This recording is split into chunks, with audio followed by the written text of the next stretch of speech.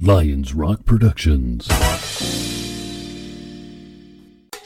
This is Jay Moore. This is Greg Cruz. This is Bryce Vine. This is Dexter from The Offspring. This is Nathan This East. is Sebastian Younger. This is Daryl Ames. This is Stuart Copeland. This is Mick Gillette. This is Andy Summers. This is Dr. Bob Greenberg. This is Gabby Reese. This is Rob Bell. Hey, this is John Leon Guerrero. Hey, and this is Pete A. Turner.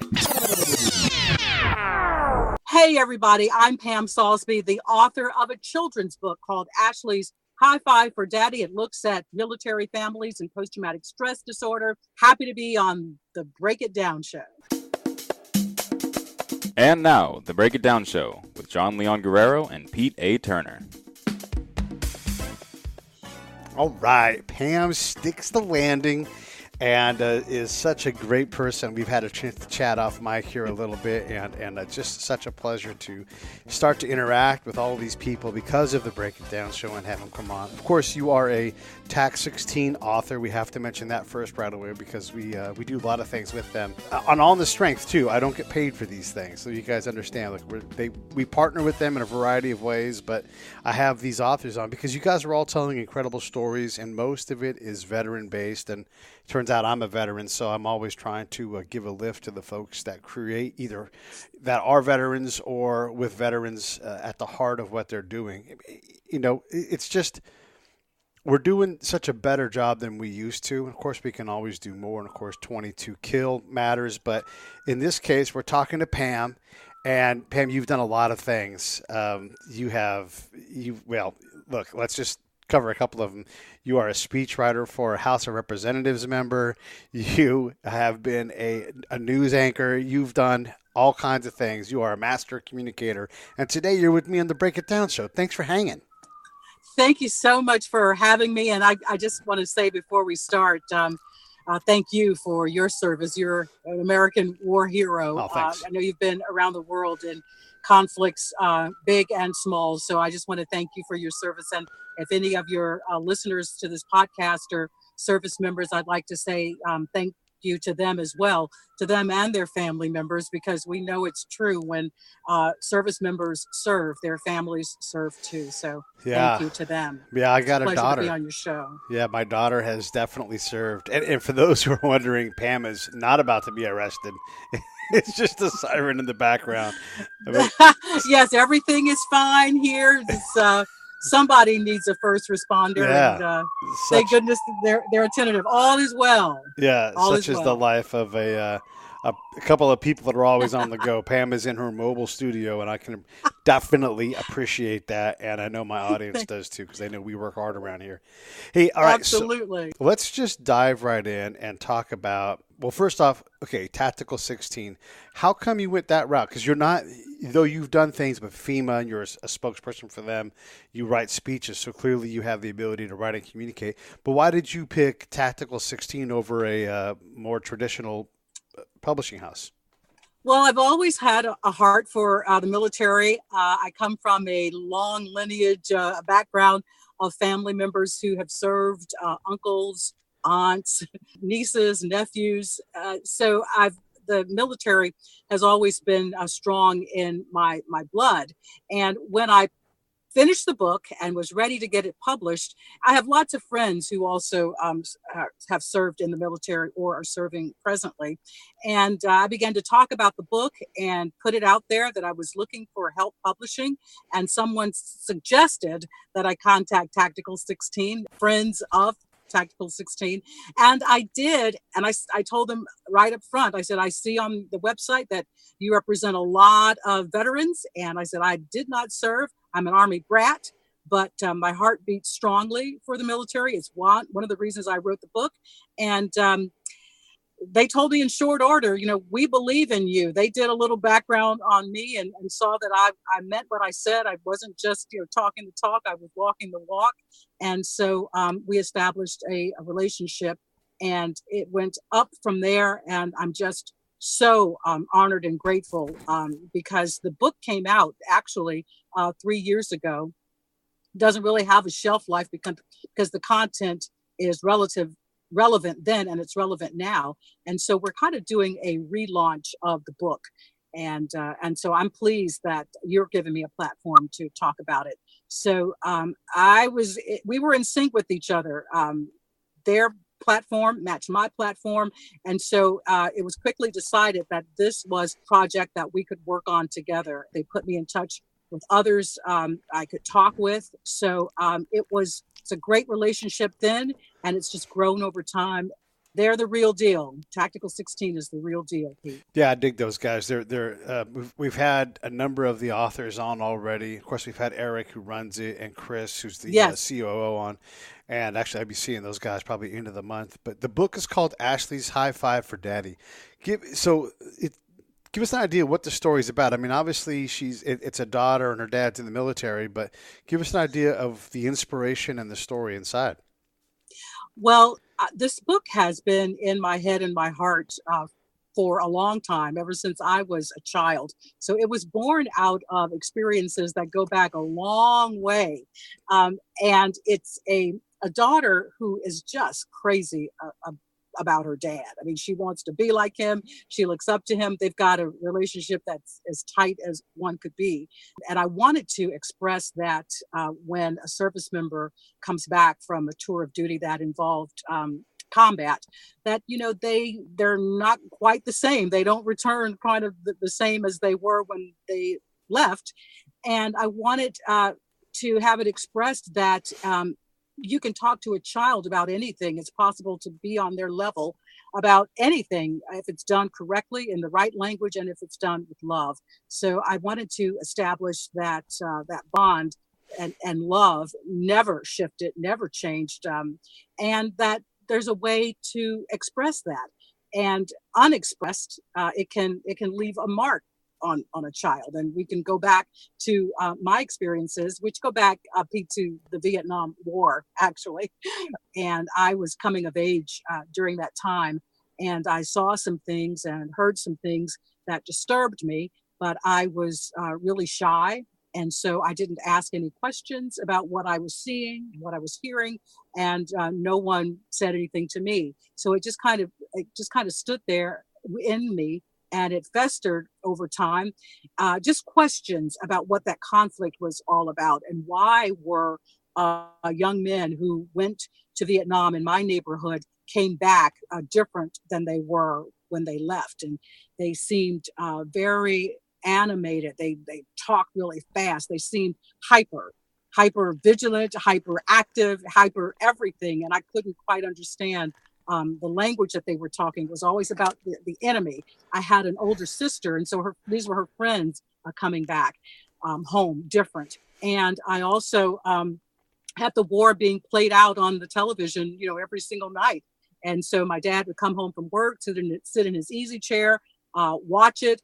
And so I'm there, watching it too, but I'm not asking any questions. I'm taking it all in, but I really don't understand what I'm seeing. And I had an uncle who was a captain in the Army. He went to Vietnam and he came back unable to kind of cope with the real world back home. And so at that time, I don't even know what they called post-traumatic stress. Sure. I think they had another name for it, shell shock or something. Yeah. Battle and fatigue. So, all those things. And so unable to help out in the world, he was confined to a mental, institution. He just kind of had a break with reality as we know it, based on things that he had done and things that he had seen. And so all this was kind of going on in the family, but no one was really talking about it. And so, I was just processing it all. I was, like I said, too shy to ask, well, what's wrong with my uncle? And, what are y'all whispering and talking Right. about?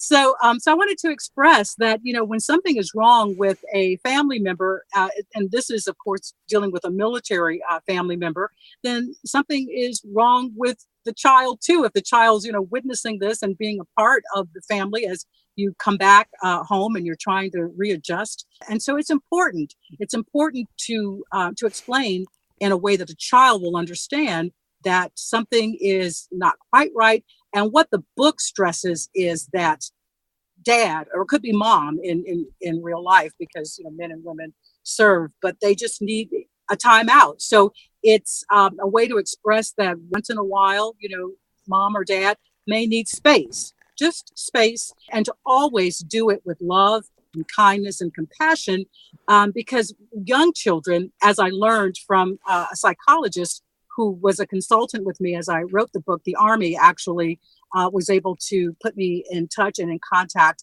with a child psychologist from Womack Army Medical Center, which is in Fort Bragg in North Carolina. Yeah. And so he kind of helped me with the book in language that would be child appropriate and in ways to express just the theme of the book itself. You stole my question from me. I was going to ask you about the expertise you had to bring in for the book. And it's interesting that you worked with a psychologist. How do you know that the person you're talking to is the right person? I mean, there's one thing to be experts, and we know that in the psychological field, there's a lot of contrary experts, but also someone that's going to vibe with you. How did that process go? Well, I contacted the Army, Public Information, Public Affairs Office. At the time, I was, working as a journalist at a local television news station. And I just knew that I wanted my book to be grounded with the backing of someone who had an expert in children's health, children's mental health.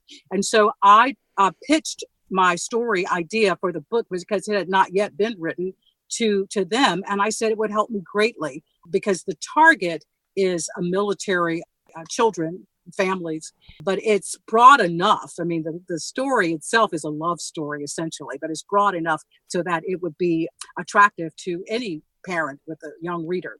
So they saw what the book was about, just like an outline, a plot of what I wanted to put together. And so they knew that I was in North Carolina at the time. They assigned an expert to work with me. I found a great one. His name is John Lessica, Dr. John Lessica.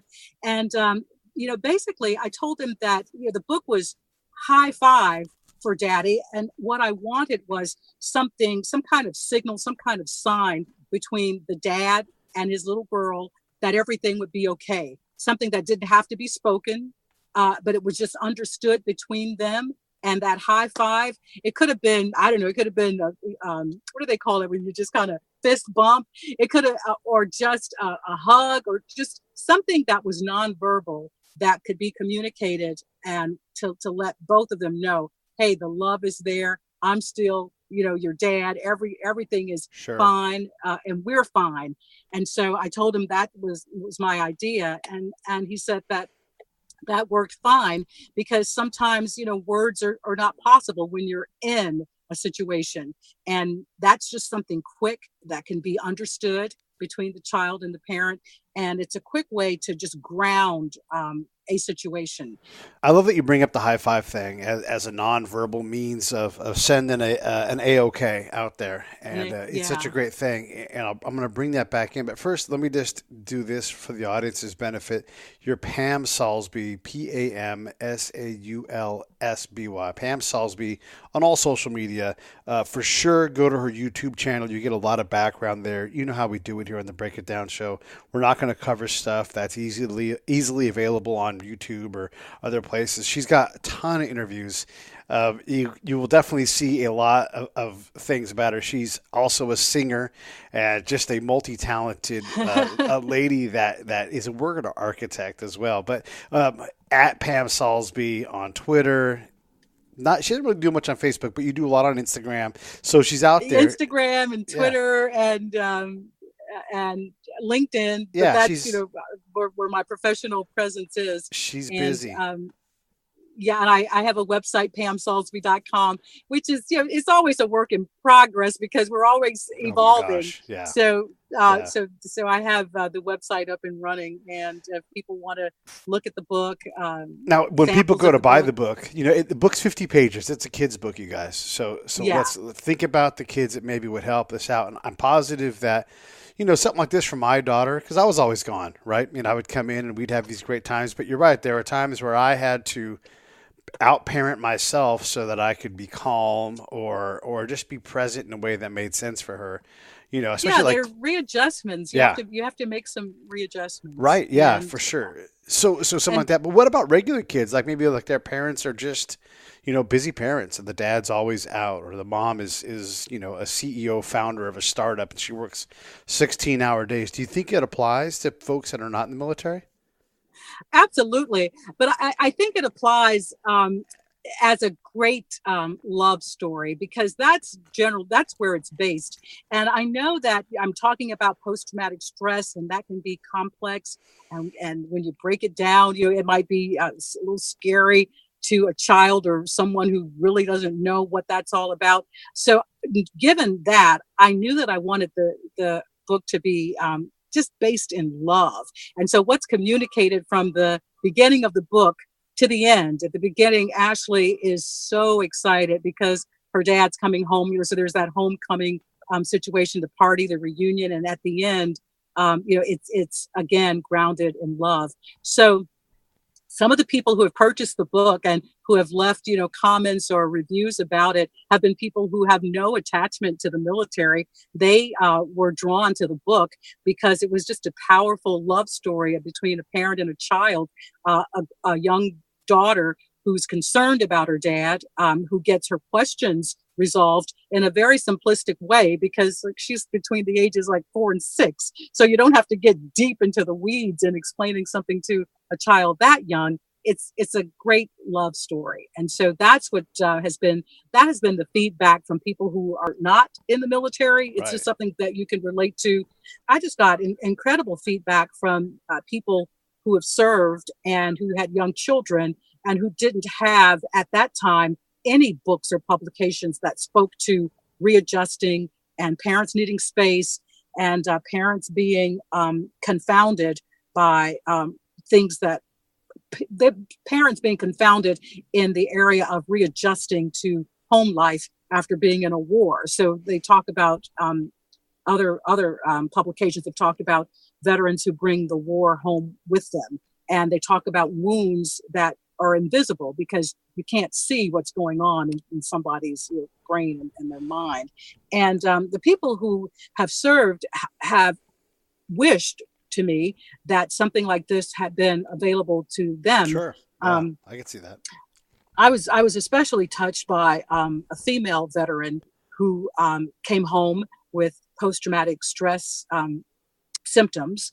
She was married and her husband told her that he was going to give her 6 months to get herself together. They had 2 young sons at that time, and he was going to give her 6 months to get herself together, or he was going to leave and they were going to get a divorce. And 6 months went by and she was still troubled, fighting symptoms of post-traumatic stress. And he left her with 2 young sons. And she said, it was hell getting through it. And she says, wow, I just wish that a book had been available to me at that time, because the book doesn't come with answers. The book is a tool to open a conversation, just a simple conversation about mom or dad, having to work through some things, and mom or dad sometimes needing space.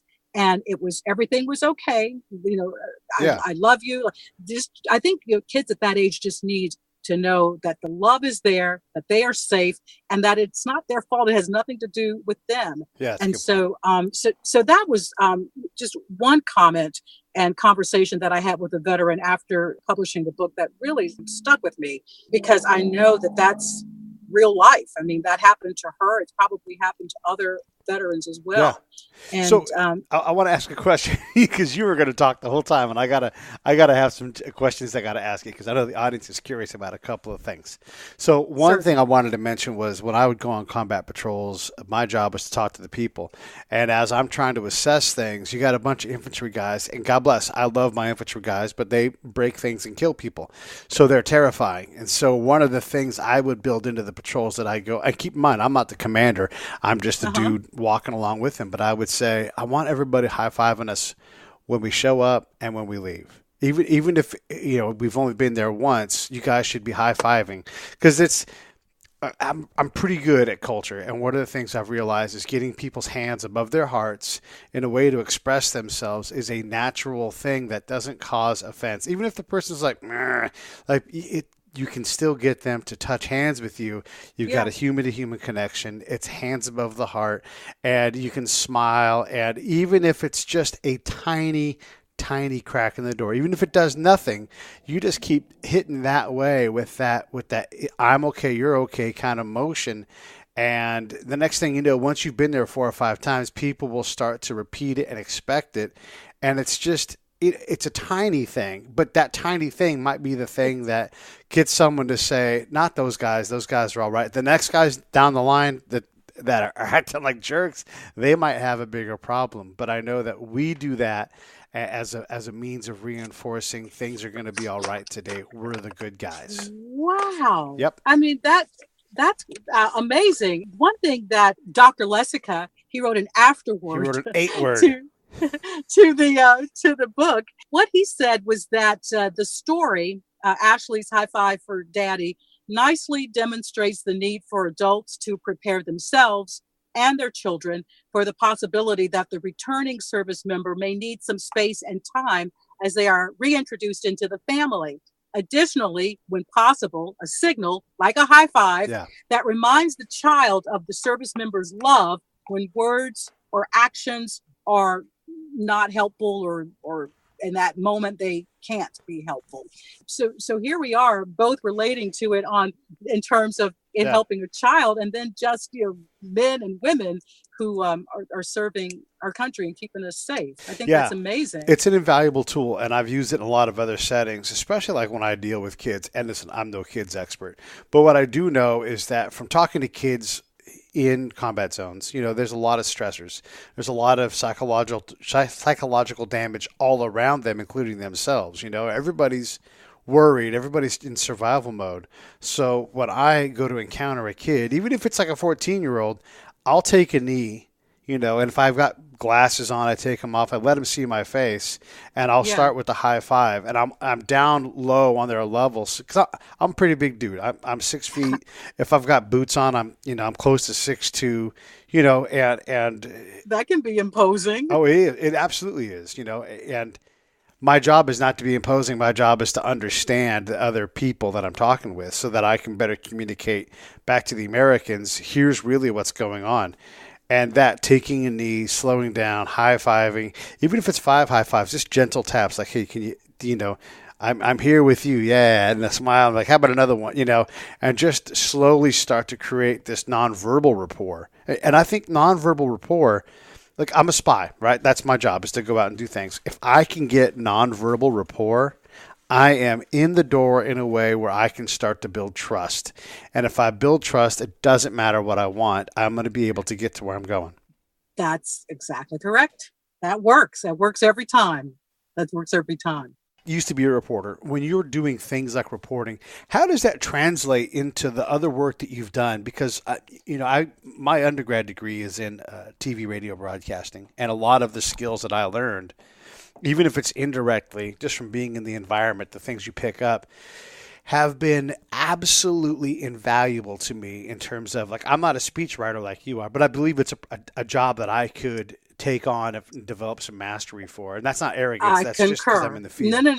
No. It's how you're wired as a communicator. Right. So that makes sense to me. I would definitely say, speech writing is not, the biggest thing in my wheelhouse of talents and communications, but it's something that comes fairly easy to me just based on the fact that I am a storyteller, and it's what I've done all along. And I find that the most effective way to tell a story is you got to find the right people. Mm-hmm. You always have to find the right people who have something that could make a difference, make an impact, say something that people remember, and something that engages people, that keeps people engaged. And so even as a news reporter, my last position at a television station, I was so fortunate. To me, they allowed me to have a beat, so to speak, like my big assignment.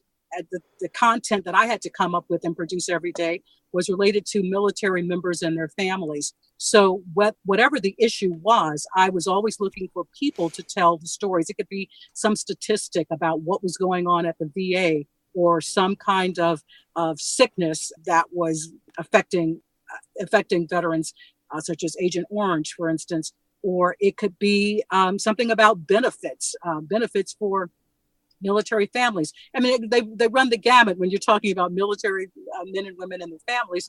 And so I would always look for people to help me tell the story, because I think that's what makes a story memorable. That's what keeps people engaged. That leads them to care. And people who care can generally either take action or help you spread a story so that it gets the kind of play, that it gets the kind of attention that gets results.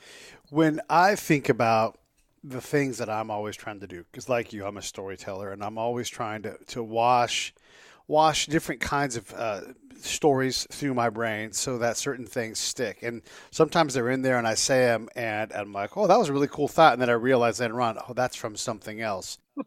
As a speechwriter, as a correspondent in a variety of ways, whether it was during your news career or as an author of children's books, surely you must have different wells you go to try to fill up. I collect words. And what I'm trying to get better at, but I'm a big dumb dude, I'm trying to collect things that create affect over effect. I want to be more evocative, not provocative, but evocative, and in a way that I design so that my response to stimuli, my affect, is a specific kind of love. Like I was listening to you too when I was cleaning the house before I talked to you, and Bono was singing about ordinary love, and it's the love between a wife and a husband when all the other stuff is gone and there's just that bond. Like if you can live in ordinary love, So I know these things must resonate with you because we have to, as storytellers, we have to collect things like this, whether it's what I'm talking about or something else. Give me a thought on your things. I consider myself well read, and I don't just kind of go to sources that everybody goes to. I mean, I really like to read biographies. I read all kinds of books. And so I may see a quote in there that resonates. And so I'll write the quote down and save it. So I save words, I save quotes, parts of paragraphs, and I just save them because I know that I can use them to jump off into something that I want to share with folks. So that's helpful to me as a storyteller and a writer. But I think, you've got to have multiple sources of information, and you can't just take what you see in social media on Twitter or Instagram or Facebook and make those your go-tos. I mean, it's what's in your face if you're on social media all the time, which a lot of people spend a lot of time in social media. But I would just say, you've got to graduate and go beyond that and seek out your own sources and take the time to read. Sometimes you just have to unplug from social media and sit back and read something. And I get a lot of ideas in terms of turning a phrase or jumping off a concept by what I read out in the world. What sticks? What do you, not necessarily like by the specific creator, but what kinds of things make you just sit and put the book down and just, think for a second or not even think, like just be in those words, if that makes sense. Like if you fill the hot tub full of those words and you're just sort of soaking them. What sticks out for you? Oh boy, that's tough because there've been so many. I am what folks describe as an empath, which means that I feel things and I feel things deeply. This episode of the Break It Down Show is brought to you by Lions Rock Productions. That's us. We publish, evaluate, and develop podcasts just like this one, consult others to build their own, and create associated content and content marketing strategies. So if you're launching or expanding your social media presence, your business or your personal brand, or if you just want to take your media presence to the next level, reach out to us on Twitter at Pete Turner or at JohnLG69 at the Break It Down Show. There's 1,000 ways to get a hold of us. Now enjoy the show.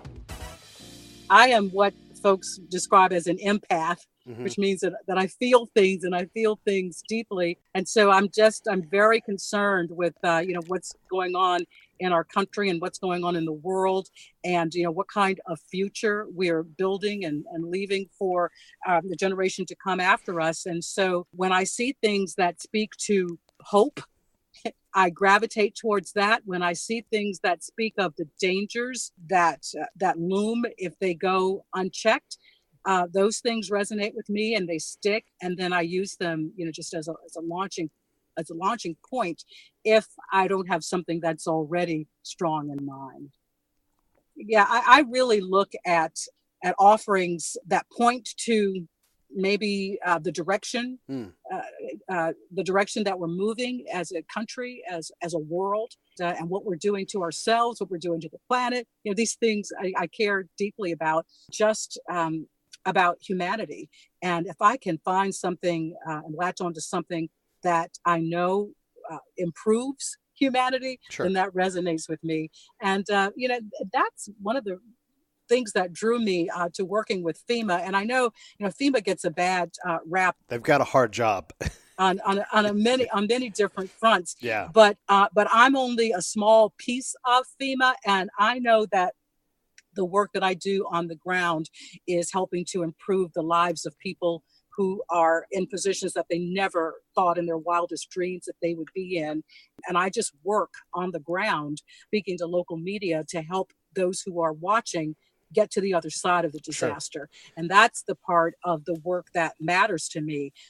I care deeply about events, programs, projects, folks who are out there, working in the trenches to improve humanity, because we're in a space where there's a lot of people who need help and a lot of people who are losing hope. Yeah, when you talk about FEMA, those guys have a tough job, because for the most part, we all want to be left the hell alone until we need help desperately, and then we want it right now. So they've got to, Gosh, yeah, that's what it's all about. It's like this event, this disaster happened in an instant, in a matter of seconds. Right. But to get back to where you were, it could take months, it could take years, and It's all a process. And it's unfortunately for too many, it's a slow process. Sure. But I just try to stay positive and keep people positive and moving in the right direction, which is getting on the other side. All right. I like that you brought that up, because one of the things I try to collect is joy, because we often focus on the negative.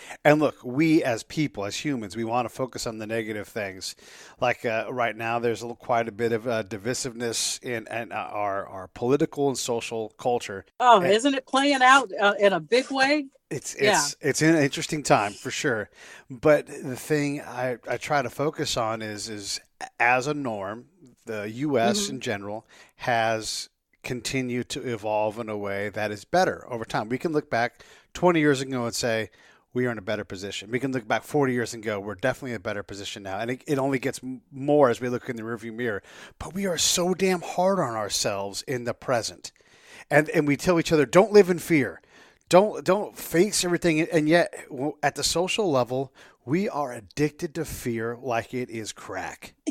Yes, I concur. I completely concur. If you spend a lot of time, watching television or being engaged with social media, I mean, that's where you see so much of it. Events and posts that feed fear. And then it just builds and builds from there. And as much as people say they don't like it, it seems to be the thing that gets shared the most or liked the most. And so which makes the creators, especially on the big end of the media, focus. That's That's where they feed into, because because it's journalism, it's TV it's not news, journalism, it's sensationalism, it's a business, and it's revenue driven, and so I always think back to when Cadillac paid the rights to use Led Zeppelin's song to sell Cadillacs in a commercial. What song was that? I don't recall. Been a long time, but I know for sure it's a real thing. They paid Led Zeppelin, which is not cheap, and they hadn't used their songs for those kinds of things. So if Cadillac can afford to pay and convince Led Zeppelin to let them use their song for a commercial, and that's on, we'll just pick CBS because that's just what we do. There's a lot of money being spent on trying to convince me how cool Cadillacs are, and if that's going to come off of a platform of hey, I don't got time for that. I don't. I got to go high five people and try to get folks to chill the heck out and give you and understand who their neighbor is more. Look, I don't find joy, real joy, like hugging a baby joy, from watching TV. It's a thing that I do from time to time, but we got to be out in the human space, don't you think? That's exactly what I think. And again, and that's where I work when I'm a reservist. So it's not like a full-time gig that I have or anything, but I like being out with people, touching people in people's faces, hearing, what their situation is, what their story is, and having some information that gives them hope. That's a little bit of a bridge to bettering their situations. And I get so much out of that. And it's work that's meaningful for me in spite of the backlash, because one thing FEMA doesn't do is push back against a lot of the negativity, and FEMA doesn't spend a lot of time promoting the good that it does. It's just, let us get on the ground, let us do our work, let us help people get to the other side of the disaster. And it's a process, and sometimes it's slower than people want it to be. Right. It's always slower than people want it to be. It has to be slower, and it's never enough money. And I get it. Like where you want to be and where we can get you to are not the same place. A tragedy has happened. Nobody has a rewind button to give you your home back.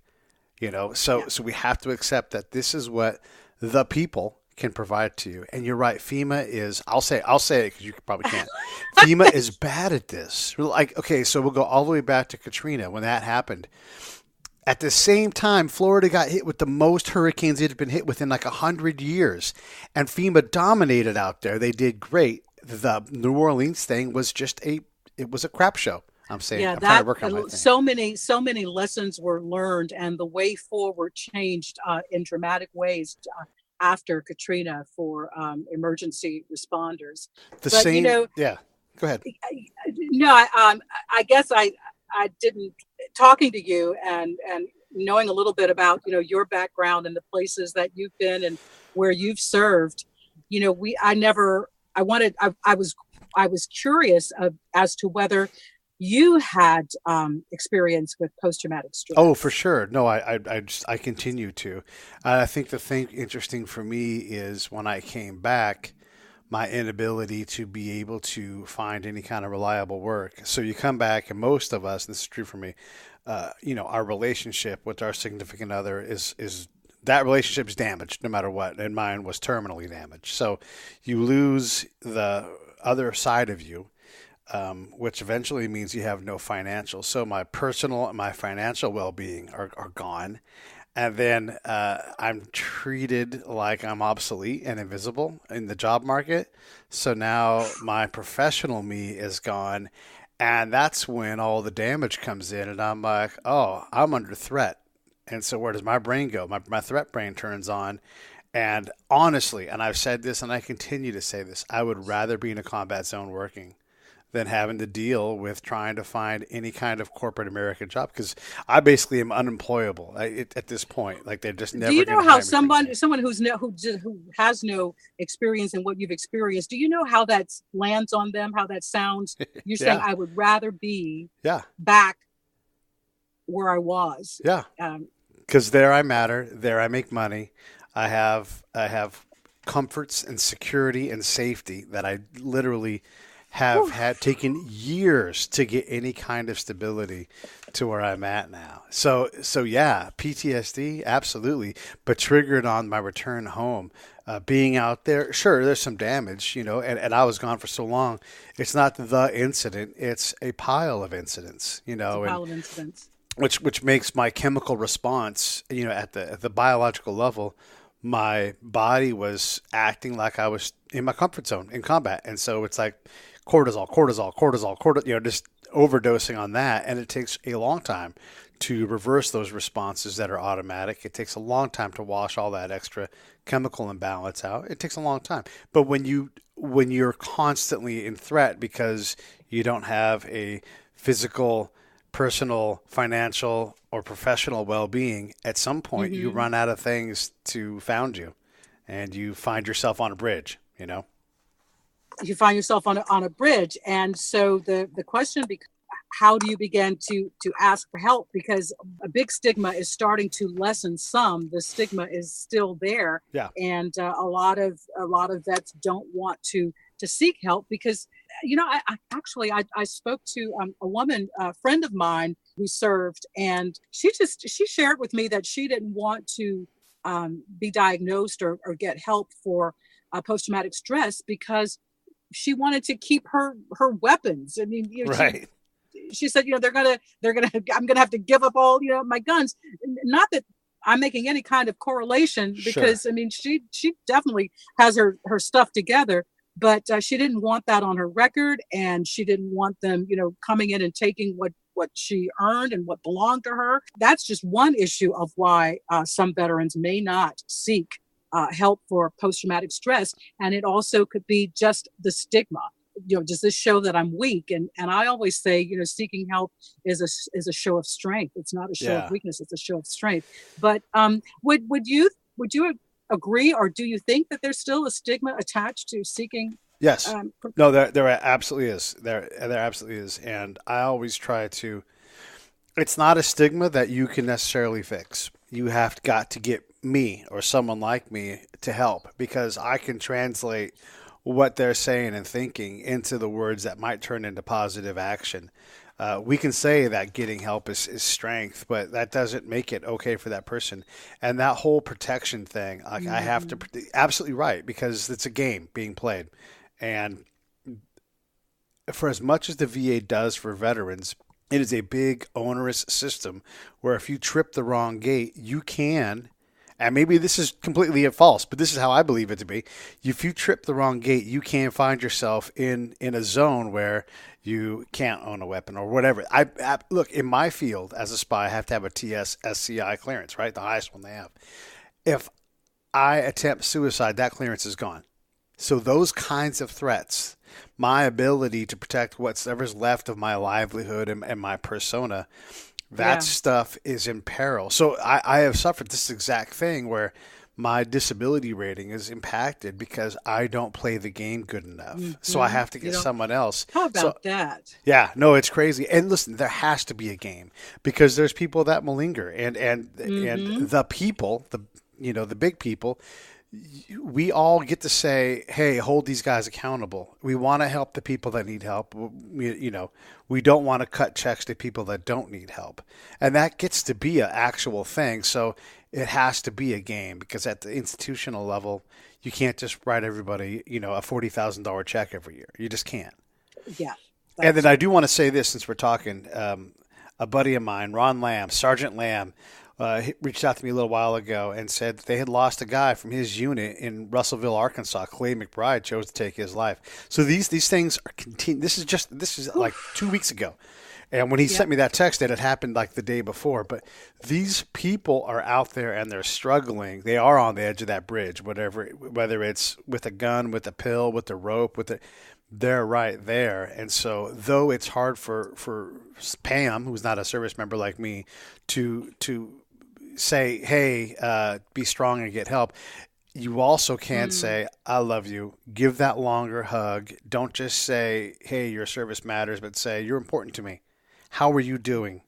Can I get your number? Can I talk to you sometime? Whatever it is, because that person may really, really need that you may extend their rope 3 inches. You may tie a knot into their rope so they've got something easier to hang on to, and you just don't know. And someone like Clay needed an extra couple feet of rope, and we've all got time for that. All of us do. Yeah. It's a powerful message, and transition is hard. And despite my skills that I can help a corporation, they aren't supposed to know how I can help, And so it's not the corporation's fault. It's not the VA's fault. It's not the people's fault. It's not my fault. It's not your fault. It's just what the system is.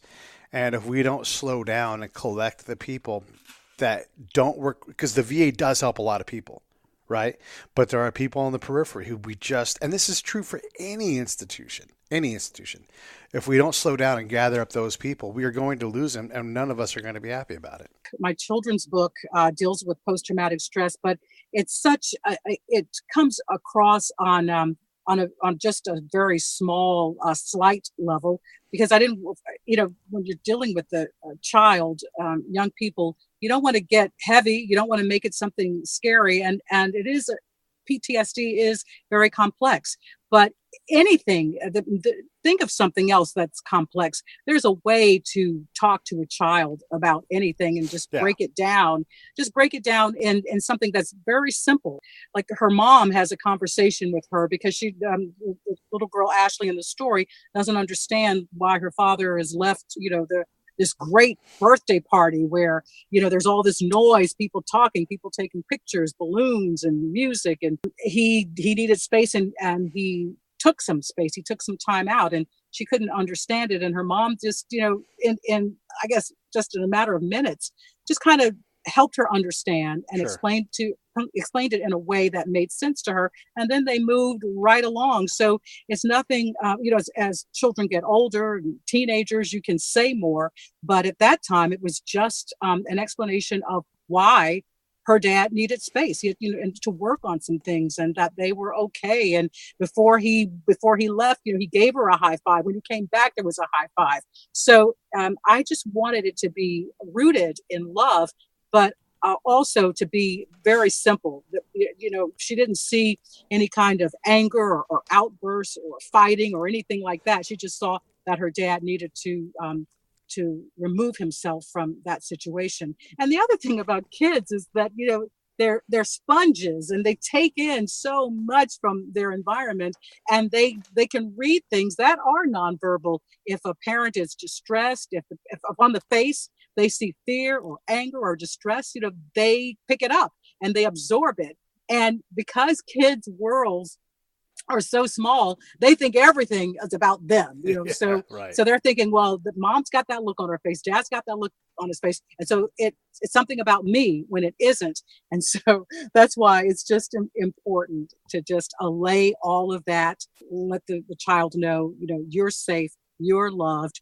It has nothing to do with you, and dad just needs some space, or mom just needs some space, and everything is going to be okay. And then you're on to whatever else, whatever's next, because your children's attention spans come and go like nothing. Yeah. So that's what I wanted to express in the book. Parents can handle that. Our military service members are so strong, and they're so resilient, and so are their children.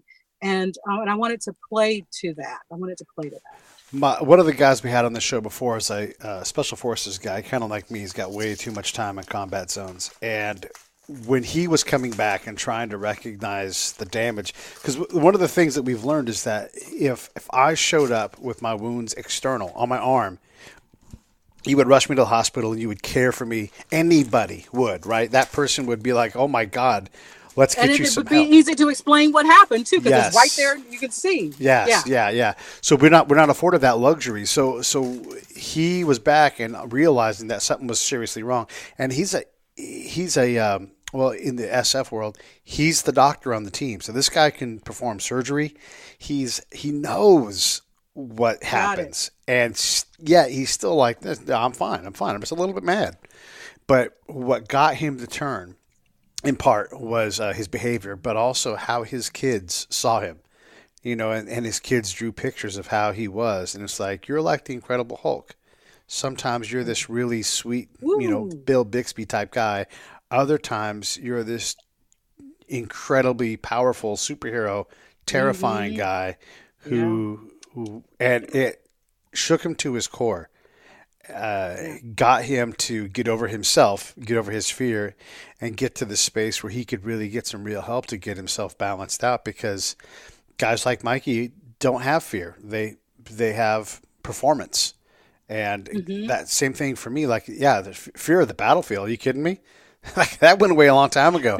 We've got work to do, and I'll be damned if I'm going to sit on the camp when I'm really good at this stuff. So I can't sit in the camp and have somebody else go out and be, no, that's my job. I'll go ahead and go out and go do it. So it sounds crazy, but that's how we do things. And then if you come back without a physical wound, you're like, yeah, I'm fine. Let's go again. And let's go again. Let's go. But each time you're carving a little piece of you out. And so to take it all the way, to take it all the way back to your book. Strong statement. That's a strong statement there, Peter. I talked to a military family, a veteran, his wife, and they have 3 young children. And the oldest son said that he saw things going on in his home with his dad. One thing was, like, all of a sudden, like, they were a beach-loving family, and all of a sudden his dad hated the beach and didn't want to be near the sand, and we're not going, and all of this stuff. And so the older son was saying, I saw, a lot of anger. I saw a lot of arguing and a lot of distress in my home, but I didn't want to say anything because I didn't think it was my place to ask. I didn't think it was my place to say something. And so that kind of explains what a lot of children feel when they see what's going on. And so also something I'd like to impress is, if the child isn't saying anything and all this is going on, don't think that they don't understand it or they're not absorbing that something is wrong. To say, well, it's none of your business, you're a child, you won't understand it, kind of misses the mark. And there's a way to just fair enough say something real simple. And again, the book is just a tool to open a conversation around whatever is happening in your particular home. And I just think it can make a difference. Just a loving word of explanation. Dad, mom need space. Everything's okay. You're good. We're good. It just goes a long way. It's a simple, small thing, but it has impact. So we're talking with Pam Saulsby, and she wrote Ashley's High Five for Daddy. You can, of course, get that at pamsaulsby.com, but you also can get it on Amazon. And here's the trick, you guys, with Amazon. When you buy a book, you want to support the author, leave a 5-star review. I don't care if you don't like the book or not. If it's a gift, just leave a 5-star review. Go back in, because what that does for Pam is it helps her compete with the other authors at a level so that her book can get recognized and found. And let me tell you right now, I wish I had a book like this back when my daughter's 21 years old and she's all junky now. But anyhow, no, Brenna's incredible, but she bared this burden a lot. She, I needed something, and she also needed something where she could understand that it's okay to ask me, or it's okay to engage in some way, and to give me the ability to say, hey, I don't know why I'm in a rage right now, but I'm going to give you a high five. And I love you, even without saying those words, like you said. It's just right there. That right there, Pete, would be enough to kind of get the child to understand. Dad's okay, mom's okay. We're going to be okay. Yeah. And it's acknowledging that something is happening that's different than what was happening before mom or dad went off. To a deployment. And so even if you don't have somebody from the military in your family, you can buy the book as a gift on Kindle and give it to a service member. You can donate it to a library or whatever. There's a lot of things you can do, but books like this are really important. Children's books do. Just some way to contribute so that some other dad or mom that never discovered this book. Again, I would have absolutely used this book to my advantage if I had it 10 years ago. I absolutely would have. That's a great testimony right there. And that's part of the reason I wrote this book. I knew that it could help someone. It could help some family open up a short, small, loving conversation about the state of what's going on in their family and the fact that they're going to be okay. They just got to work through some things. Yeah. It's not uncommon. And there are times when I just need a minute. So when I saw American Sniper, I identified a lot with that movie because pretty much all the crappy things that happened to him, except I've never been shot, but I damn near have been shot though. Really close to getting shot a couple of times. The whole thing, I don't know if you saw the movie, but when he's sitting I did. Pete. So when he's sitting in the bar and he's home in San Diego and he's talking to Taya, she's like, what are you doing? He's like, I'm in a bar drinking.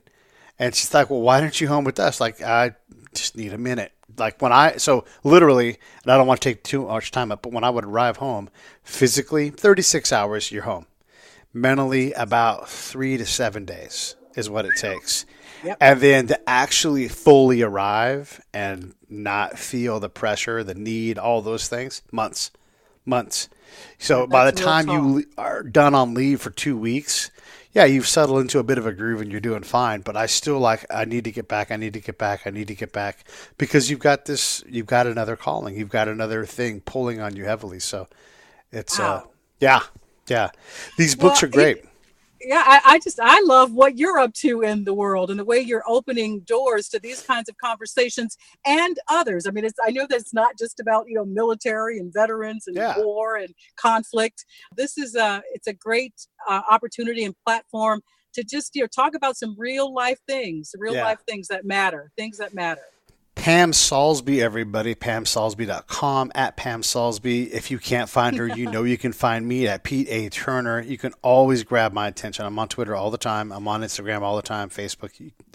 I want you to reach out, and if you have an idea, I'm sure Pam would love to hear from you. I'm so glad you said that, because my big ask is I want this to be part of a series. And if someone has an idea that they think should be explored in a children's book with the main target being our military members, I would love to hear an idea. I got or two right now. I got a whole stack of them because I've lived them all. You know. All right. Well, I'm all ears. Do we need to schedule a meeting? We do. Yeah. I've got tons of ideas, so to speak. Okay, we'll do that. All right, everybody. Pam Saulsby, thank you so much for coming on. We never got to talk about your music, but I definitely will be out there. Oh, she's got a YouTube channel, Pam Saulsby, also. Yeah, I'm already a subscriber. Yes, that's fine. I really appreciate the time, the platform. Thank you for everybody who listened. It's been my pleasure and an honor to be with you, Pete. My pleasure. Support those guys over at Tactical 16. They're doing good work. And if you want to support veterans, there's literally no finer place, because they're actually working for the money. And these guys are trying to put all the money they can into the authors' pockets. I'm sure Pam will attest. They're absolutely doing incredible things. Absolutely.